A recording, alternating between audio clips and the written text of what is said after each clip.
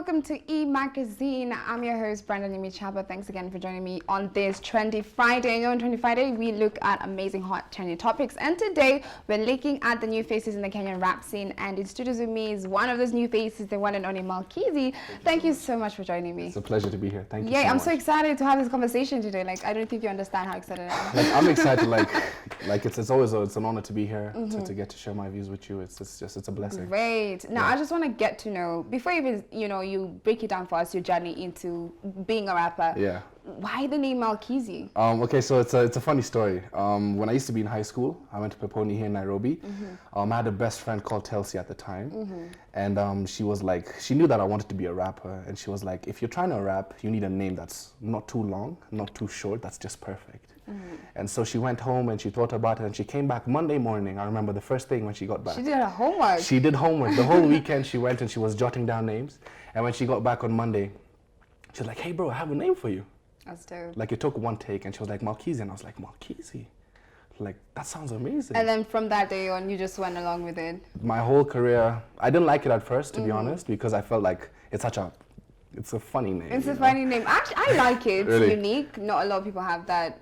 True, and yeah. it's short. It's for short. Sure, It's something you can remember. That's what we wanted to do. Exactly. Yeah. Now tell me about you getting into rap. When was that? And so far, how's your experience been, especially in Kenya? Getting into rap was more of like something I had to do, because my family has always been music oriented. So my dad was an artist, my grandma was a singer. So as I was growing up, my whole youth was based on, you have to do music. If you're gonna play the guitar, if you're gonna learn to play the drums, you have to learn how to do something musical. Yes. And so my mom really pushed me. It's really important to have a parent who's really supportive. Yes. And so she was like, if you're not gonna learn how to play the guitar, which I still have to learn, do something else. Get into an instrument. Yeah, get into an instrument, but do something else. And so I started rapping. And I feel like it's something that I found I didn't have to struggle to write how I felt and what I thought.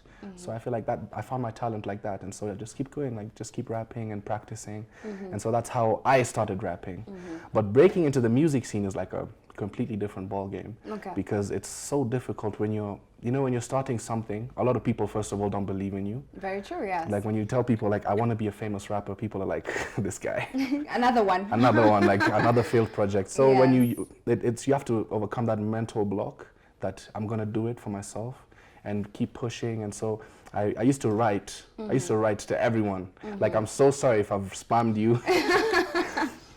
I had a broadcast list on my WhatsApp, on my Instagram. I used to send out like, hey, I'm a new rapper in town. Please check out my music. Like, I sent so many messages, Brenda.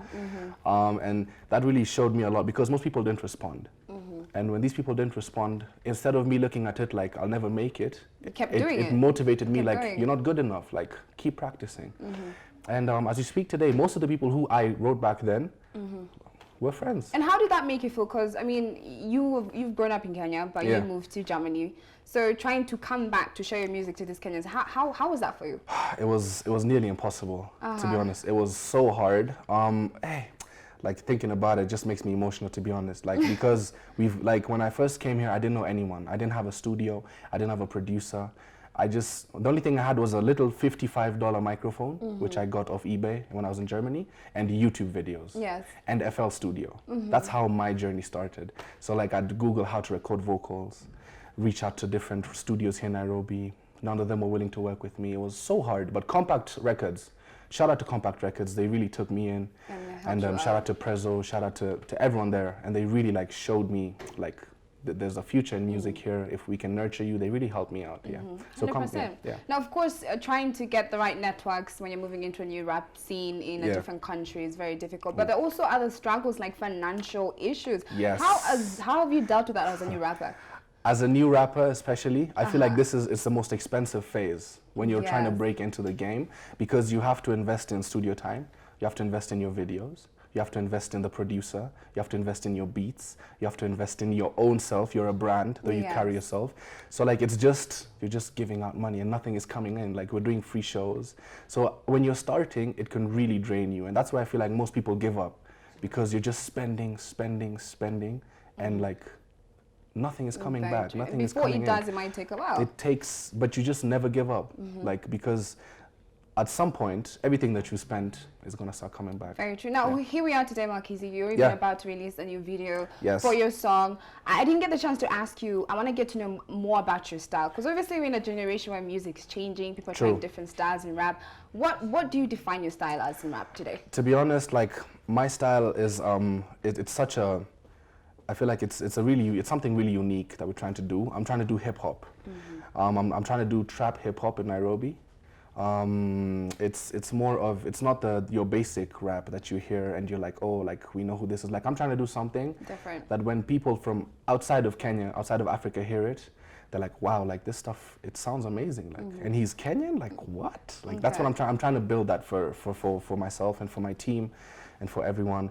But my music is more of like, I like to call it like mysterious music because I tend to sound very different in like every song that I do. Yeah, I feel like all your songs are not the same. It's it's like a little surprise for each and every song that comes out. Like, I would hate to, I would like, sounding the same in every track is a problem because then people know you for a certain type of flow or a certain type of what you do. So sounding, you have to be unique. That's where the real artist comes out. Oh, wow, you sure are inspired in this space. Thank you, Now, 2019 has been a year for a lot of underground rap artists to come out. So many artists have come out this year, honestly speaking, that we didn't even know about 2018. Now, I want you to tell me who were some of your favorites, who you look up to right now in the Kenyan rap scene, and why? Why are they your favorite? To be honest, my favorite rappers at the moment are upcoming rappers as well. We have guys like Baraka, Bahati Bookings, shout out Bahati Bookings. Yo, these guys are crazy. We have guys like Kahush, Jerome, Kobe, guys like TNT who are pushing, you know. We have all these guys who are like doing crazy stuff. So I tend to look up to people who are also upcoming, because it helps us, like, we're building a community together, so we're trying to like make it together. Very true. So those are the people who I respect totally, like Jerome. Oh, it's like I get goosebumps. Like, good music. It's such good music.